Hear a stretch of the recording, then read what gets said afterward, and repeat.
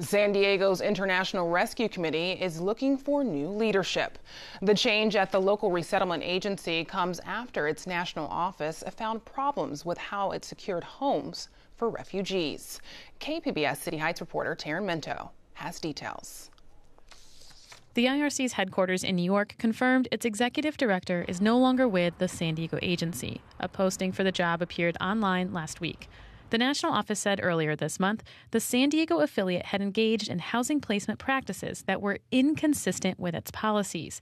The agency's statement followed a KPBS investigation that found 7 families living with more people in their apartment than on their lease, which is a potential contract violation. Some refugees said they were told by IRC San Diego staff to sign incorrect rental documents because larger, affordable apartments were difficult to find. Others said they were unaware the papers were inaccurate when they signed them. IRC San Diego's then executive director initially said staffers told him they did not ask refugees to conceal the size of their families. He has not responded to requests for comment since the national office's findings. The resettlement agency uses federal dollars to cover refugees' needs, including housing. They're expected to follow occupancy guidelines that generally suggest up to 5 or 6 people in a 2-bedroom. Families interviewed by KPBS had 7 or 8 in a home that size, with names omitted from their lease.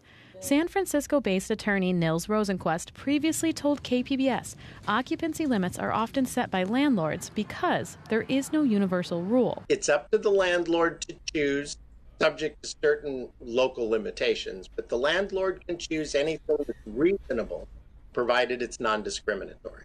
The California Department of Fair Employment and Housing investigates discrimination cases.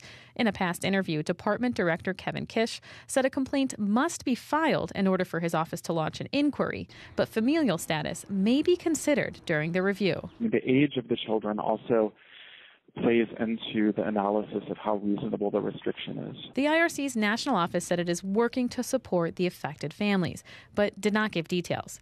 5 of the 7 families interviewed by KPBS say they're still living in apartments that are too small.